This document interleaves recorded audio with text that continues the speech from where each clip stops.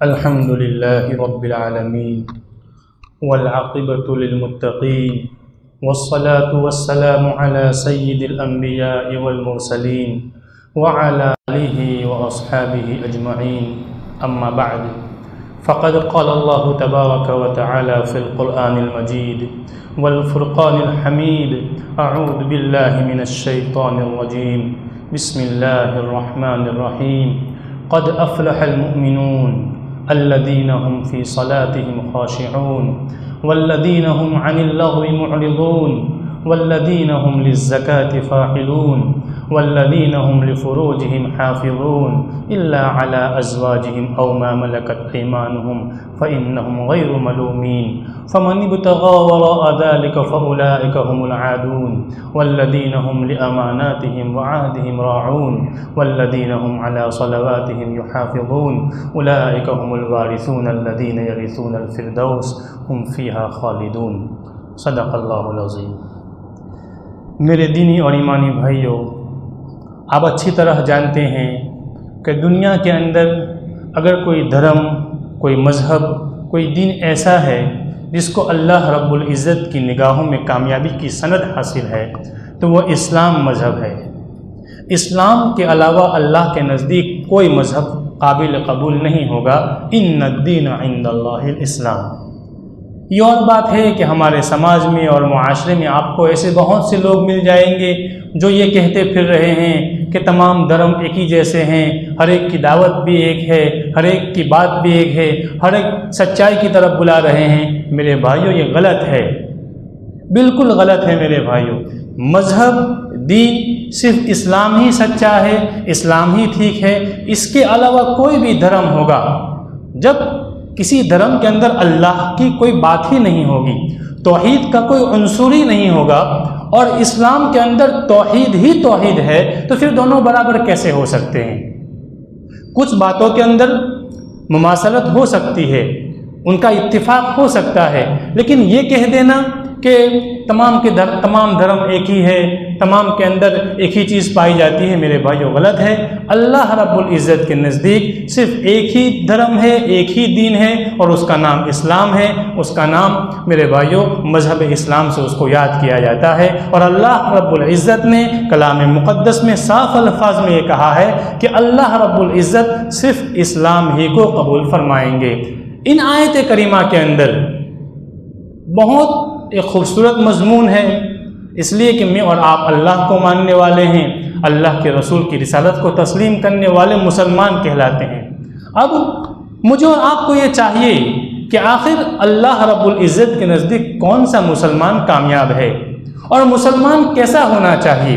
ہم مسلمان تو ہیں اللہ کے فضل و کرم سے، لیکن مسلمان کیسا ہونا چاہیے، اور اللہ کیسے مسلمان کو کامیاب کریں گے، کیسے مسلمان کو آخرت میں جنت دیں گے، وہ مجھے اور آپ کو سمجھنے کی ضرورت ہے، اور ایسا مسلمان بننے کی بھی ضرورت ہے، اس لیے کہ وہ اسلام جو اللہ کو مقصود ہے اگر وہ میرے پاس نہیں ہے، وہ آپ کے پاس نہیں ہے، تو وہ اسلام اللہ رب العزت کے نزدیک قابل قبول نہیں ہوگا۔ اور اللہ رب العزت نے کلام مقدس میں بہت سے ایسے اوصاف ہیں جو مومن کے بیان کیے ہیں کہ مومن ایسا ہونا چاہیے، اللہ کے بندے ایسے ہونے چاہیے۔ میں نے آپ حضرات کے سامنے کچھ آیت کریمہ کی تلاوت کی ہے، اس میں مسلمان کے، مومن کے ایسے اوصاف جو اس کو کامیاب کر سکتے ہیں اس کو بیان کیا ہے۔ اللہ رب العزت فرماتے ہیں قد افلح المؤمنون، کامیابی یقینی طور پر ایمان والوں کو ملنے والی ہے، یعنی جس نے بھی کلمہ پڑھ لیا، جس نے رسول کی رسالت کا اقرار کر لیا صلی اللہ علیہ وسلم، وہ مسلمان کہلاتا ہے۔ جس نے سچے دل سے کلمہ پڑھ لیا وہ مومن ہے، اور اللہ رب العزت ایسے مومن کو کامیاب کر دیں گے۔ لیکن صرف کلمہ پڑھ لینا، اس کے بعد بندے کے اوپر کوئی ذمہ داری نہیں ہے، صرف آدمی سچے دل سے اللہ کو ایک مان لے، رسول کی رسالت کو تسلیم کر لے، کیا اتنا کافی ہو جائے گا؟ نہیں میرے بھائیوں، اللہ رب العزت نے بہت سے ایسے احکام جو اللہ کے متعلق ہے، اور بہت سے ایسے احکام جو بندوں کے متعلق ہے مجھ پر اور آپ پر عائد کیے ہیں، اس کو اپنانا بھی ضروری ہے، اور جن چیزوں سے روکا ہے اس سے رکنا بھی ضروری ہے۔ اللہ رب العزت نے فرمایا الذین هم فی صلاتهم خاشعون، کون سے مسلمان کامیاب ہوں گے؟ کون سے وہ ایمان والے لوگ کامیاب ہوں گے؟ تو اللہ رب العزت نے فرمایا الذین هم فی صلاتہم خاشعون، جو اپنی نمازوں کے اندر خشوع اور خضوع پیدا کرتے ہیں۔ اب آپ ان آیت کریمہ کے اندر اپنا آئینہ، ان آیت کریمہ کے اندر اپنے آپ کو دیکھنے کی کوشش کیجئے کہ آخر ہم اللہ رب العزت کی ان آیتوں پہ کھڑے اتر رہے ہیں یا نہیں اتر رہے ہیں؟ اللہ فرماتے ہیں کامیاب وہ ہیں جو اپنی نمازوں میں خشوع پیدا کرتے ہیں۔ اب ہم مسلمانوں کا جو حال ہے وہ آپ اچھی طرح جانتے ہیں کہ ہم میں سے اکثر تو نماز پڑھتے ہی نہیں۔ مسلمانوں کا اکثر طبقہ، میرے بھائیو، اکثر طبقہ نماز سے دور ہے۔ یہ مجھے اور آپ کو تسلیم کرنا پڑے گا، اور اس کے لیے آپ کو پوری دنیا کا سروے کرنے کی ضرورت نہیں ہے۔ آپ جس محلے میں رہتے ہیں اس محلے میں مسلمانوں کی جو آبادی ہے اس کا سروے کیجئے، اور مسجد میں آنے والے لوگوں کا سروے کیجئے، میرے بھائیو اکثر طبقہ ایسا ملے گا جو نماز سے دور ہے، اور جو آتے ہیں ان کی نمازوں کا جو حال ہے وہ ہم اچھی طرح جانتے ہیں۔ نماز اللہ سے مناجات ہے، اللہ کی یاد کے لیے۔ اللہ وَأَقِمِ الصَّلَاةَ لِذِكْرِي، اللہ فرماتے ہیں کہ میرے بندے میری یاد کے لیے نماز کو قائم کر۔ اور یاد کیسے کیا جاتا ہے؟ دھیان کے ساتھ، بالکل دل جمعی کے ساتھ۔ لیکن آج میری اور آپ کی نماز کیسی ہے؟ ہم نماز کے لیے ہاتھ باندھتے ہیں، ادھر دیکھتے ہیں ادھر دیکھتے ہیں، ہزاروں قسموں کے خیالات میرے اور آپ کے دل و دماغ میں گردش کرتے ہیں۔ ہمیں یہی نہیں پتا کہ امام صاحب نے سورہ فاتحہ کے بعد کیا پڑھا۔ 3 مرتبہ ہم نے سبحان ربی العظیم پڑھا یا 5 مرتبہ پڑھا، وہ بھی ہم کو نہیں معلوم ہے۔ کتنی مرتبہ ایسا ہوتا ہے کہ ہم 3 سجدے کر لیتے ہیں، کبھی یہ کرتے ہیں کہ جو 2 رکعت کے بعد قاعدہ ہوتا ہے اس میں بیٹھتے ہی نہیں۔ اس کی وجہ کیا ہے؟ اس کی یہی وجہ ہے کہ ہماری نماز کے اندر دھیان نہیں ہے۔ تو اکثر تو نماز نہیں پڑھتے، اور جو پڑھتے ہیں ان کا یہ حال ہے کہ خشوع نام کی کوئی چیز ہی نہیں ہے۔ میرے بھائیو یہ آیت کریمہ اسی لیے اتری ہے کہ لوگ جب نماز پڑھتے تھے تو کبھی ادھر دیکھتے کبھی ادھر دیکھتے۔ اللہ رب العزت نے کہا کہ میرے بندو نماز ایسے نہیں پڑھی جاتی، نماز تو دھیان کے لیے ہے، اللہ کی یاد کے لیے ہے، مناجات کے لیے ہے۔ اور مناجات ایسی نہیں ہوتی دوستو، آپ جس سے محبت کرتے ہو، جس سے آپ کا تعلق ہو، اگر آپ اس کے ساتھ بات کرنے لگو، بات کرتے ہیں تو کیسی بات کرتے ہیں آپ؟ ادھر دیکھتے ہیں ادھر نہیں۔ اگر اس کے ساتھ بات کرتے ہیں تو فیس ٹو فیس بات کرتے ہیں، آپ اس کے سامنے دیکھ کر بات کرتے ہیں۔ حالانکہ سننے کا تعلق کانوں سے ہے، لیکن میرے بھائیو اس کے باوجود چونکہ آپ کا اس سے تعلق ہے، کنیکشن اس کے ساتھ بہت جڑا ہوا ہے اور بہت مضبوط کنیکشن ہے، تو محبت کی وجہ سے اسے جب بات کرتے ہیں تو اور کسی چیز کا تصور نہیں کرتے۔ لیکن دنیا کے سارے خیالات میرے اور آپ کی نمازوں کے اندر ہی آ جاتے ہیں۔ یہ میری اور آپ کی سب سے بڑی کمزوری ہے، اس کو دور کرنے کی ضرورت ہے۔ اگر ہم اس کمزوری کو دور نہیں کریں گے، ہماری نمازوں کے اندر خشوع نہیں آئے گا، تو آپ کو معلوم ہے آقا صلی اللہ علیہ وسلم نے یہ فرمایا ہے کہ بہت سے ایسی نماز پڑھنے والے ایسے لوگ ہیں کہ ان کی نماز ان کے چہرے اور ان کے منہ کے اوپر مار دی جاتی ہے۔ وجہ کیا ہے؟ یہی کہ اندر خشوع نہیں ہے، حاضر دماغی نہیں ہے، دل جمعی نہیں ہے، بس ایسے ہی پڑھ لیتے ہیں۔ تو میرے بھائیوں ہم کو اس مرض کو دور کرنے کی ضرورت ہے۔ ایک تو میرے بھائیوں سب کو نماز میں آنے کی ضرورت ہے، جس کی نماز صحیح نہیں اس کا کچھ بھی صحیح نہیں۔ غالباً حضرت عمر رضی اللہ تعالیٰ عنہ کا یہ قول ہے کہ جس بندے کی نماز درست نہیں اس کا دنیا کا کوئی بھی عمل درست نہیں ہو سکتا، اس لیے کہ جو اللہ کا ٹھیک کام نہیں کر سکتا وہ بندوں کا کام ٹھیک کیسے کر سکتا ہے؟ اس لیے مجھے اور آپ کو نماز کا ماحول بنانے کی ضرورت ہے، اور جب مسجد میں آ جاوے تو پھر خشوع پیدا کرنے کی ضرورت ہے، اللہ کے دھیان کو پیدا کرنے کی ضرورت ہے، ورنہ ہماری نماز اللہ کے نزدیک قابل قبول نہیں ہوگی۔ آگے اللہ رب العزت ایمان والے کے دوسرے وصف کو بیان فرماتے ہیں والذین هم عن اللغو معرضون، کہ وہ لوگ جو کامیاب ہونے والے ہیں وہ لوگ ہیں جو لغو بات سے اعراض کرتے ہیں، فالتو کی باتوں میں نہیں پڑتے۔ آج میرا اور آپ کا معاشرہ 99% میرے بھائیوں لغویات میں پڑا ہوا ہے، اور لاک ڈاؤن نے لغویات کو اور ترقی دے دی۔ ہم لوگوں سے الگ تھلگ ہو گئے، ہم بالکل لوگوں کے ساتھ ملتے جلتے نہیں ہیں، لیکن ہمارے ساتھ موبائل رہتا ہے۔ 5 سال سے بچے سے لے کر 75 ایئرس 75 سال کے بوڑھے کو دیکھا گیا کہ وہ لغویات میں مشغول ہے۔ رمضان کا مبارک مہینہ میرے اور آپ کو دیا گیا، مجھے اور آپ کو دیا گیا تھا، میرے بھائی جو 10 سال کا بچہ ہو وہ بھی لغویات میں مشغول تھا، اور 75 سال کا بوڑھا وہ بھی لغویات میں مشغول تھا۔ میرے بھائیوں ہم لغویات میں پڑے ہوئے ہیں. مداری اگر کھیل دکھانے آتا ہے تو ہم وہاں بھی کھڑے ہو جاتے ہیں. ایسے کہاں سے مسلمان ہو سکتے ہیں میرے بھائیوں کہ نہ دنیا کا فائدہ ہو نہ دین کا فائدہ ہو اور گناہ ہی گناہ ہو، اس کو دیکھنے کے لیے ہم سڑک کے کنارے کھڑے ہو جاتے ہیں. موبائل کے اندر 10 سال کا بچہ تہجد کے ٹائم کے اندر میرے بھائیوں وہ گیم کھیلتا ہے، میچ دیکھتا ہے، فری فائر کھیلتا ہے، اور یہ ہم نے اپنے آنکھوں سے دیکھا ہے. یہ سنی سنائی بات نہیں، آپ نے بھی دیکھا ہوگا، میں نے بھی دیکھا ہوگا. اگر مجھے اور آپ کو جب کبھی تہجد کی توفیق ہوئی ہوگی، ہم گھر سے مسجد کے لیے نکلے ہوں گے، تو میرے اور آپ کے گھر سے لے کر مسجد تک جو بھی فاصلہ ہے، آپ کے گھروں کے باہر اوٹلیوں کے اوپر آپ نے 10 سال کے بچے کو گیم کھیلتے ہوئے دیکھا ہوگا، اور نوجوانوں کو آپ نے ارطغرل غازی دیکھتے ہوئے میرے بھائیوں دیکھا ہو، سنتے ہوئے دیکھا ہوگا یا دیکھتے ہوئے سنا ہوگا آپ نے. اور مصیبت یہ ہے کہ ایسے فارغ اوقات میں اللہ رب العزت نے اتنا اچھا موقع دیا تھا کہ کچھ لوگ 6 مہینے کے لاک ڈاؤن میں حافظ ہو گئے. کچھ لوگوں نے اپنے ایمان کی ترقی بہت کر لی، 1 لاکھ مرتبہ درود شریف پڑھا، لیکن ہم میں کا اکثر طبقہ ایسا تھا کہ وہ غفلت کا شکار ہو گیا، غفلت کا شکار ہو گیا. تہجد کے وقت بچے کو یہ کہنا پڑ رہا ہے کہ بیٹا اوپر لوگ تہجد پڑھ رہے ہیں، آپ اپنے موبائل کو آہستہ کیجیے. نہیں، ایسا بھی نہیں کہہ سکتے ہم کہ بند کر دیجئے، ورنہ ان کے جو بڑے ہیں وہ غصے ہو جائیں گے. اور بچہ 10 سال کا بچہ اگر رات کے 3 بجے گھر سے باہر ہے تو سمجھ لیجئے کہ اس گھر کا جو سب سے بڑا آدمی ہے وہ بھی گھر میں نہیں ہوگا. یہی ہے میرے بھائی، یہ حقیقت ہے. یہی میرے اور آپ کے سماج اور معاشرے کی حقیقت ہے کہ گھر کا بڑا اگر گھر میں موجود نہیں ہوگا تو پھر بچہ گھر میں کیسے رہ سکتا ہے. اس لیے کہ اگر گھر میں بڑا آدمی موجود ہوتا تو 10 سال کے بچے کی کبھی یہ مجال نہیں ہوتی کہ وہ اپنے گھر سے باہر نکلتا. اور یہ صرف میرا نہیں، آپ کے گاؤں کا نہیں، میرے شہر اور آپ کے شہر کا نہیں، ہم اکثر مسلمانوں کا یہ حال ہے کہ ہم لغویات کے شکار ہیں. مسلمان ایسا نہیں ہوتا. مسلمان تو کیسا ہوتا ہے؟ والذین هم عن اللغو معرضون، فالتو باتوں سے جس کا دن میں بھی کوئی دنیا کا فائدہ نہیں، دین کا فائدہ نہیں، اس سے دور رہتے ہیں. اللہ رب العزت کلام مقدس میں اچھے مسلمان کے عباد الرحمن کیسے ہوتے ہیں؟ وَإِذَا مَرُّوا بِاللَّغْوِ مَرُّوا كِرَامًا، جب لغویات سے گزرتے ہیں تو شرافت کے ساتھ گزر جاتے ہیں، شرافت کے ساتھ گزر جاتے ہیں. کہ وہاں کچھ ہو رہا ہے کھڑے ہو گئے، کیا ہو رہا ہے کیا نہیں ہو رہا ہے، پورے گاؤں کی پنچایت کر رہے ہیں. نہیں میرے بھائیوں، مسلمان ایسا نہیں ہوتا. شریف لوگ ایسا نہیں کرتے. وہ راستے کے کنارے پر، اوٹلیوں پر یا مسجد کے اوٹلوں کے اوپر اس طرح بیٹھ کر غفلت میں زندگی نہیں گزارتے، بلکہ وہ تو جب اس طرح کی بات آتی ہے تو فوراً شرافت کے ساتھ گزر جاتے ہیں. اور یاد رکھیے میرے بھائیو، دنیا کی سب سے خطرناک اور سب سے بیکار چیز اگر کوئی ہے تو وہ لغو بات ہے.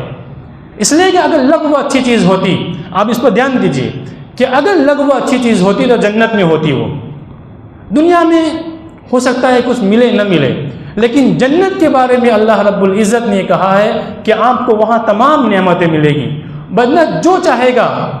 بلکہ کلام مقدس میں یہ ہے کہ آپ کی چاہت کی چیزیں وہاں ہوگی. بندہ جو بھی چاہے گا جنت میں اس کو دے دیا جائے گا. لیکن پھر بھی جنت کے باب میں یہ کہا گیا ہے کہ وہاں لغو نہیں ہوگا، وہاں چھینا جبتی ہوگی. آدمی جام سے جام ٹکرائیں گے، آدمی جب کھائیں گے تو ایک دوسرے پر مستیاں کریں، سب کچھ ہوگا میرے بھائیوں، لیکن لغو نہیں ہوگا. اس لیے کہ لغو یہ خراب چیز ہے. اگر لغو اچھی چیز ہوتی تو جنت میں اس کو دے دیا جاتا. اس لیے میرے بھائیوں، آپ سے بہت عاجزی کے ساتھ التماس کر رہے ہیں، لغویات سے بچیے اور ایسی چیز کے اندر لگیے جس میں دنیا کا فائدہ ہو یا دین کا فائدہ ہو، ورنہ ہم ایسے مسلمان کہلائیں گے جو لغویات میں مصروف رہتے ہیں، اور ایسے مسلمانوں کے لیے جنت نہیں بنائی گئی ہے. والذین هم للزکاة فاعلون، کامیاب مسلمان وہ ہے جو زکوٰۃ دینے والے ہو. زکوٰۃ مال کی نکالی جاتی ہے. یہ بھی ایک بہت بڑا ہمارا المیہ ہے کہ ہم پوری جد و جہد کرتے ہیں، کوششیں کرتے ہیں کہ مال کمائے، بلکہ مال کماتے کماتے میرے اور آپ کا یہ حال ہو گیا ہے کہ ہم نے اپنے پاؤں قبر میں لٹکا دیے. آج میرے اور آپ میں سے ہر ایک یہ جانتا ہے کہ میرے اور آپ کی زندگی کا کوئی بھروسہ نہیں ہے، پھر بھی ہر وقت مال ہی کا تصور ہے. ایک دوسرے سے آگے بڑھنے کا ہم الہاکم التکاثر حتی زرتم المقابر، کہ ہم مال میں ایک دوسرے سے آگے بڑھنے کی ریس میں لگے ہوئے ہیں، اور ہماری حالت یہاں تک پہنچ گئی کہ ہمارے جو قدم ہے وہ قبروں تک پہنچ گئے ہیں اور ہم نے اس کو غفلت میں ڈال دیا ہے۔ تو مال تو اتنا کمانے کی تمنا ہے، لیکن جب اسی مال کے بعد میں اللہ رب العزت یہ کہتے ہیں کہ آپ کو اس میں سے 2.5% نکالنا ہے، تو میرے بھائیوں ہم کو موت آتی ہے۔ ہم میں سے بعض لوگ ایسے کلمات کہہ دیتے ہیں جو ہم کو کفر تک پہنچا دیتے ہیں، یعنی یہ کہتے ہیں کہ اللہ نے ان کو پیدا کیا ہے، غریب پیدا کیا ہے، ہم نے تھوڑی ٹھیکہ لیا ہے۔ میرے بھائیوں اگر آپ نے ٹھیکہ نہیں لیا ہے تو اس اللہ نے آپ کو ان کو مالدار بنانے کا حکم بھی نہیں دیا ہے۔ اللہ رب العزت نے آپ کو یہ کہا کہ اے میرے بندو، ہم نے آپ کو جو مال دیا ہے اس مال میں سے اتنا خرچ کیجئے کہ ضرورت مند کی ضرورت پوری ہو جائے، اور وہ بھی بہت اتنا نہیں دینا ہے، بلکہ بعض جگہ منع کیا ہے کہ آپ اتنا مت خرچ کیجئے کہ آپ خود غریب بن جاؤ۔ اللہ کے رسول کو منع کیا گیا تھا، تو آپ کو کہاں حکم ملنے والا ہے ایسا؟ تو اکثر تو ہم زکوٰۃ ادا نہیں کرتے۔ یاد رکھیں میرے بھائیو، یہ زکوٰۃ یہ آپ کے مسلمان ہونے کی علامت ہے۔ منافق کو بھاری پڑتا ہے زکوٰۃ دینا۔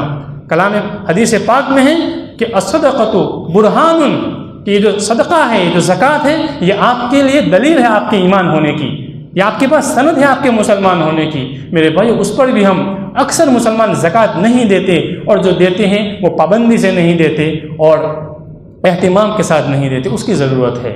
آگے اللہ رب العزت نے فرمایا والذین هم لفروجهم حافظون، کامیاب ہونے والے مسلمان وہ ہیں میرے بھائیوں جو اپنی شرمگاہوں کی حفاظت کرتے ہیں۔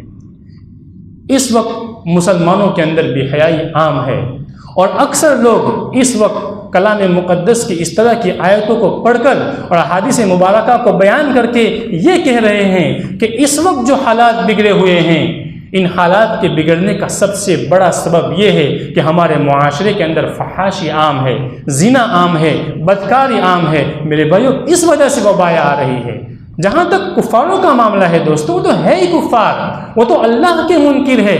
دنیا کا سب سے بڑا جو ظلم ہے کفر، وہ کر رہے ہیں، ان سے کوئی لینا دینا نہیں۔ دنیا کے اندر جو حالات کا بگاڑ، حالات کی اصلاح، وہ مسلمانوں کے اعمال کی وجہ سے ہو سکتی ہے۔ ظہر الفساد فی البر والبحر بما کسبت ایدی الناس لیذیقہم بعض الذی عملوا لعلہم یرجعون، کہ اگر میرے اور آپ کے اعمال، جو میرے اور آپ کے ہاتھ کی کمائی اگر بری ہے، اس کی وجہ سے اللہ آسمان و زمین کے نظام کو تھوڑا بہت درہم برہم کرتے ہیں، اور وہ بھی آپ کے فائدے کے لیے، کہ آپ کو یہ ہو جائے کہ میرے اللہ ہم سے ناراض ہو چکے ہیں، تو اب اللہ سے توبہ کر لیں اور پھر اللہ کی طرف آ جائے۔